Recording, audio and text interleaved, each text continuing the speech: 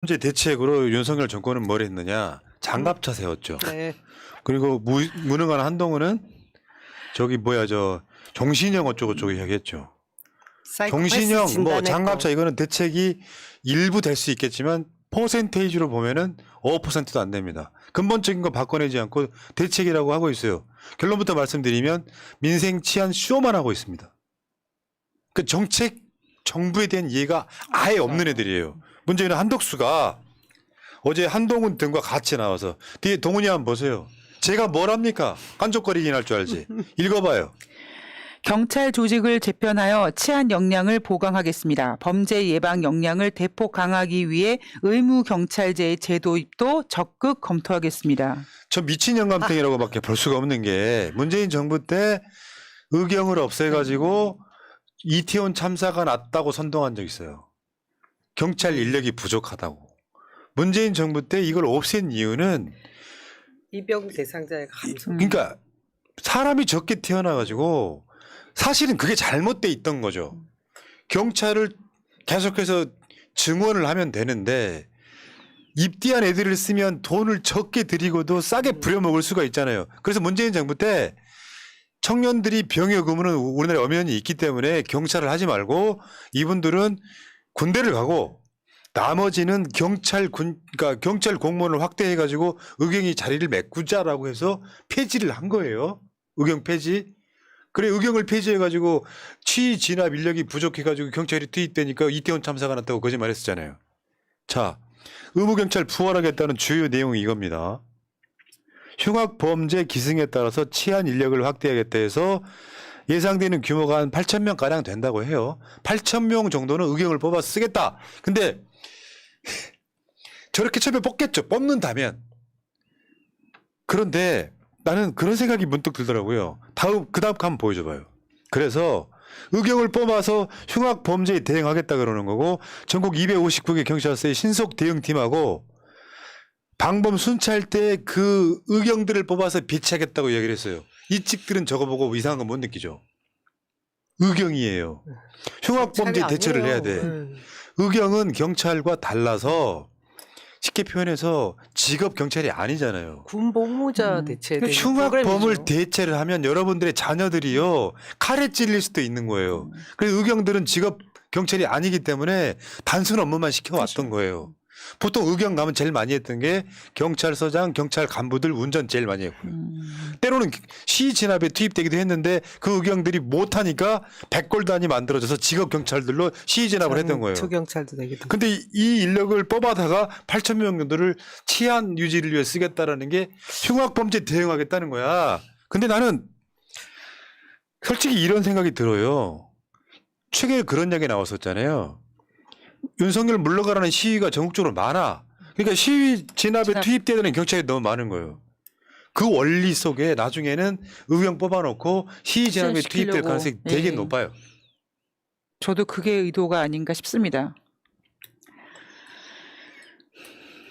근데 이게 지금 굉장히 너무 모든 정책을 아주 그냥 단편적으로 하려고 하는 거잖아요. 사실 지금 군 입대하는 전체 인원수가 줄어가지고 군 병력도 다 맞추기 힘들어하는데 갑자기 의경으로 몇 명을 또 차출해서 쓰겠다? 참, 뭐 그러니까 아주 이게 근시안적이죠. 그게 뭐니까 흉악 범죄에 대한 대책을 뭔가 내놓긴 해야 돼. 막 칼그림 사건 많이 나니까 그 대책을 근본적으로 종합적으로 고민하는 게 아니라 여러분들 기억하시겠지만 저 무능한 한덕수가 정순신 학폭 사건 났을 때 학폭 예방 대책이라고 내놓은 거 한번 보세요. 학폭을 저지른 아이한테 강력하게 대응하겠다. 이걸로 끝나는. 사실은 그게 근본 대책이 될 수가 없는 거잖아요. 딱 그 짓을 또 했네. 네. 근데 지금 인구가 급감해가지고요.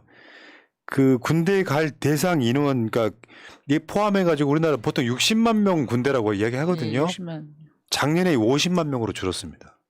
그래서 웬만하면 예전에 뭐 1급, 2급, 상부 이런 게 있어요. 내가 그 유명한 1급 이었는데 요즘에는 2급 상부터 군대를 가는 이유가 저것 때문이에요. 신체 등급 1급? 그러니까 그렇죠. 그러니까 그래서 군대 갔다 온 사람은 신체 검사 등급. 국가가 인정한 건강한 남자다 이렇게 표현하잖아요.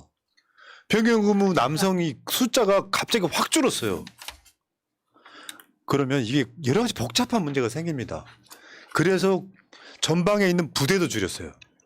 인구가 급감해가지고. 물론 다른 측면이 하나 있죠. 자동화, 기계화 되니까 그걸로 대체하는 측면이 없지 않아 있지만 그 과정에서 ROTC를 모집을 했더니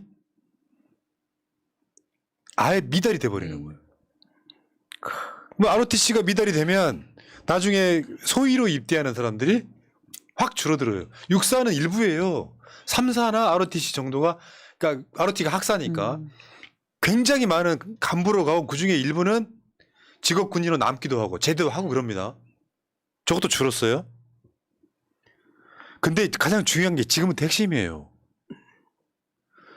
순경을 모집을 했더니 직업 군인을 모집을 했더니 미달이 돼버려요.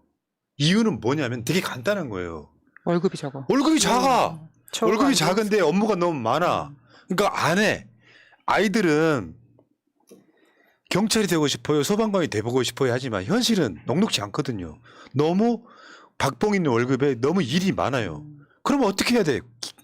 처우를 이 사람 처우 개선해주면 네, 되잖아요. 네. 월급 초봉 200만 원 주던 거를 300만 원 주고 경찰 수가 많아지면 업무가 하루 2교대가 3교대로 줄어들면 되잖아요. 이거 할 생각은 없는 거예요. 그러니까 의경 데려다가 의경은 월급이 현역 군인들이랑 비슷할 거 아니에요. 싸단 말이에요. 그러니까 순경을 갖다 놓으면 그 2, 300 줘야 되는 순경들을 얘네들 한 몇십만 원으로 퉁치겠다는 거예요. 이런 무능한 새끼들이 이런 짓 하고 있는 거야. 묻지마 범죄를 막기 위한 돌려막기. 그러니까 뭐 대책을 안 세우고 앉아가지고 우리는 뭔가 하고 있다는 걸 보여주고 싶은 건데 수준 낮은 일직들은 저거 보면 와 치안 대책으로 그러니까 의경들을 늘리겠다고 하면 박수 칠 거예요. 그러니까 맨 처음에 장갑차를 등장시켰을 때 국민들이 와 우리를 보호해준다라고 생각을 할 줄 알았었는데 의견들이 굉장히 안 좋았죠. 그러다 보니까 다른 어떤 생각을 급하게 하다 보니까 결국 이런 얘기까지 나온 게 아닌가 싶어요. 그런데 더 중요한 문제예요. 한덕수 씨, 윤석열 씨, 한동훈 씨 국방부하고 의견을 서로 조율해봤을까요? 절대 안 했을 국방부가 거고 이야기 해봤겠냐고. 했으면 이런 얘기 선뜻 못 내놓죠. 국방부도 우리 추원 인력이 필요할 군인들을 것이고. 받아야 돼서 우리나라가 전 세계에서 출산율이 꼴찌입니다. 0.73이에요. 78이구나 78. 내가 이재명 대표가 윤석열한테 진 퍼센티지만 생각. 0.73, 78%예요. 전 세계 국가 중에 가장 낮은 숫자입니다. 그러면 앞으로는 더 적어지기 시작하는 거예요. 그럼 이 대책을 수립을 할 때는 국방부 장관도 오라고 해 물어봐야지. 그럼 8,000명씩 차출한다는 거잖아요. 8,000명이면 어느 정도 될까? 일개 사단쯤 되겠는데요? 사단은 없애는 건데 그 국방부 장관 이종섭이는 김태효가 꽂아준 놈이니까 하십시오 할 거 아니에요. 그런 시키기도 안 할 거 아니야. 그러니까 안 부르는 거죠. 비용신 같은 새끼들 하여튼 내가 정권자보다 니들보단 잘하겠다 이 새끼들아. 그러니까 탄핵시켜야 되는 거예요. 무능하잖아. 장갑차 세워두면은 치안 범죄가 줄어드냐고요. 장갑차를 골목마다 50m에 하나씩 세울 거야? 장갑차 내가 오죽했으면 장갑차에 들어가 있는 경찰만 안전해. 씨발. 칼부리 말 때 제일 안전한 건. 아유. 진짜 심각합니다. 넘어가겠습니다. 쇼만. 아이고 뒤에 한동훈 서 있는 건 더 꼴보기 싫어.